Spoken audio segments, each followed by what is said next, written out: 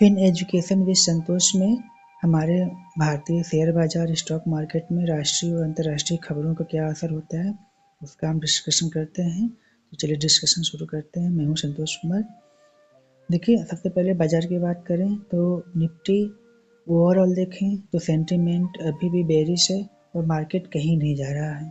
ठीक है, 3 दिन 4 दिन में जितना मार्केट बढ़ रहा है एक दिन में उतना ही टूट जा रहा है।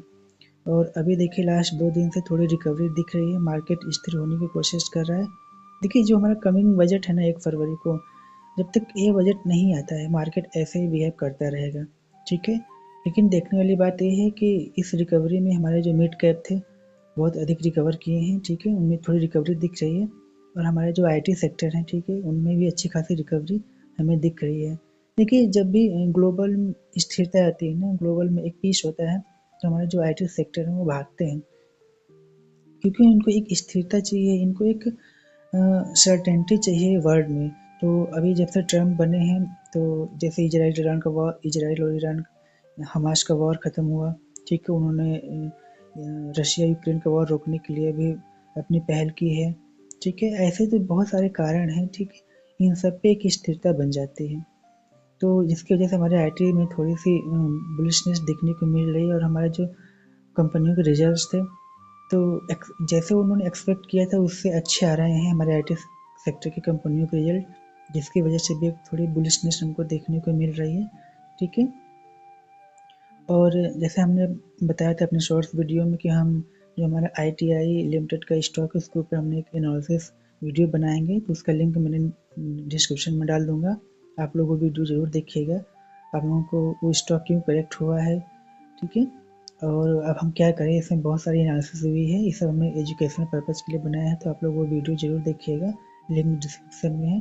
ठीक है, एक सबसे बड़ी और सबसे इम्पोर्टेंट जो अभी न्यूज आई है या वो ये न्यूज है कि जो हमारे जेके टायर का कंपनी है इसको IMF ने, इंटरनेशनल फाइनेंस कॉरपोरेशन ने लगभग 100 मिलियन का कर्ज दिया है।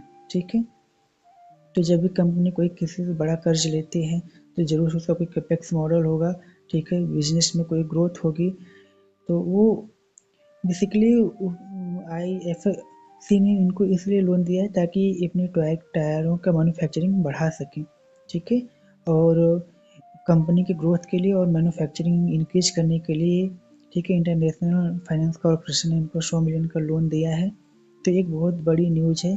ठीक है, अब देखना पड़ेगा कि इसके मार्केट पे क्या प्रभाव पड़ेगा और इससे इसके हम वैल्यूएशन निकालें और फिर उससे हम स्टॉक पे अपनी एक एनालिसिस करने की कोशिश करेंगे। इसका स्टॉक देखें जेके टायर का, तो ये लगभग 550 का हाई बनाया था और अभी करंट में, और इसने वहाँ से लगभग 345 रुपये पे आ गया है। इसमें भी अच्छी खासी करेक्शन देखने को मिली है। तो अभी जब एक कुछ कैपेक्स करेगा, कुछ नई इनोवेशन करेगा, तो फिर स्टॉक में थोड़ी और वैल्यूएशन बढ़ेगी, जिसमें हम अपनी एक एनालिसिस कर सकते हैं। ठीक है, और देखिए बजट में एक और ये न्यूज़ आई कि जो सरकार हमारे इनकम टैक्स का स्लैब है उसको बढ़ा के 10 लाख रुपए करने वाली, कि 10 लाख की एनुअली इनकम पे कोई टैक्स नहीं लगेगा।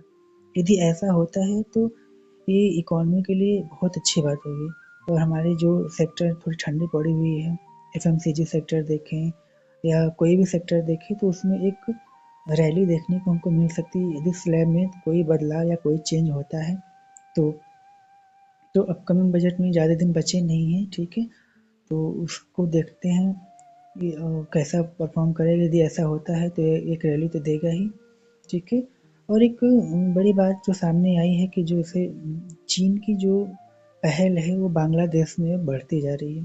ठीक है, देखिए बांग्लादेश का हमारे जो ट्रेड रिलेशन काफ़ी पुराने हैं और काफ़ी अधिक मात्रा में हमारा वहाँ का ट्रेड रिलेशन चलता है। ठीक है, जैसे अडानी के बहुत सारे प्रोजेक्ट वहाँ पे हैं, तो चीन का वहाँ पे पहल बढ़ाना थोड़ा इंडिया के पर्सपेक्टिव से थोड़ा एक नेगेटिव हो सकता है, क्योंकि चीन वहाँ पे बहुत ज़्यादा रोड नेटवर्क्स एंड फ्लाईओवर ये सब का इंफ्रास्ट्रक्चर लेवल पर ज़्यादा वर्क कर रहा है।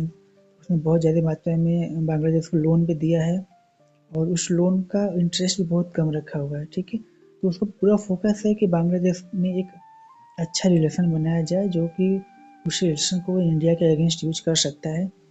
तो ये सब देखते हैं कि क्या होता है, ये सब बातों से क्या पहल पड़ती है हमारे अडानी साहब के जो प्रोजेक्ट हैं उन सब पे। तो कुछ खास फ़र्क नहीं पड़ना चाहिए, ये सब तो बातें होती रहती हैं, ठीक है। और ट्रम्प ने अपना पदभार वहाँ पे संभाल लिया है, ठीक है। और अब देखते हैं कि यदि मार्केट में वोलेटिलिटी जो थी वो थोड़ी कम हुई है, क्योंकि 1-2 दिन तो बहुत ज़्यादा वोलेटिलिटी चल रही थी मार्केट में। और अब उनके डिसीजन, कोई डिसीजन यदि वो लेते हैं तो उससे अगेंस्ट मार्केट रिएक्शन करेगा, ठीक है। तो देखने वाली बातें होंगी। तो और तो कुछ बहुत ज़्यादा अभी नहीं चल रहा है, ठीक है। तो आप लोगों को हम फिर से बताना चाहेंगे कि ITI लिमिटेड का एनालिसिस आप लोग ज़रूर देखिएगा, लिंक डिस्क्रिप्शन में रहेगा, ठीक है। आज तक के लिए इतना रखते हैं, फिर कल मिलते हैं, तब तक के लिए थैंक यू।